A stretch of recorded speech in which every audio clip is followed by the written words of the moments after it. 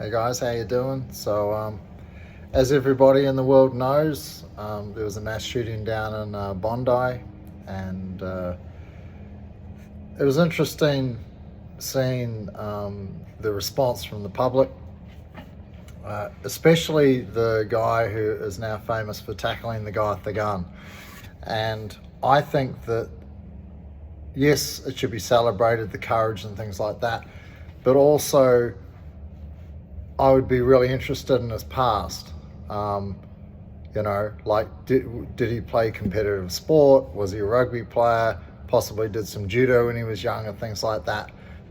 And it's a really common saying that all you need for evil to exist and to continue is for good people to do nothing. Well, when you're trained, and I'm not saying like if you do jiu-jitsu you can go tackle gunmen, but you potentially could. It takes courage and it takes action, and that the confidence and the willingness to act in spite of fear is called courage.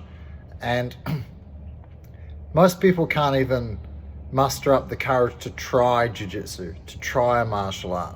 They can't get their ass off the sofa to even try. Yeah, they don't have the confidence to do that. But once they start, and they start overcoming difficulties, then they have resilience and they have an inner strength. And it's that I saw in that guy. It was a willingness to act, to move forwards towards the danger instead of running away from it.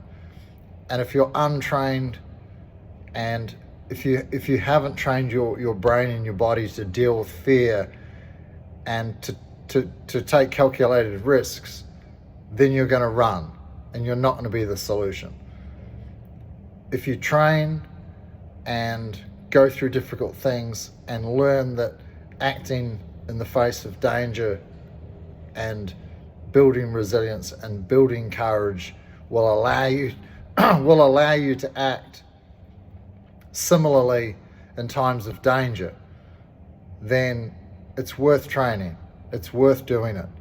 I don't know how many times, and it's completely different scale, of course, the number of times I go to the supermarket and grab shoplifters and stuff like this and help staff because there's people trying to run away with groceries constantly. Almost every time I go to the supermarket, I'm involved in having to grab somebody, and if I'm not there, the guy just walks out with hundreds of dollars worth of meat or whatever they're stealing, So if you want to be part of the solution, to have a better community, to be surrounded by more confident men who will stand up and do the right thing, then you have to be part of the solution, and you should get on the mat and you should train regardless of what it is, But that's what I saw.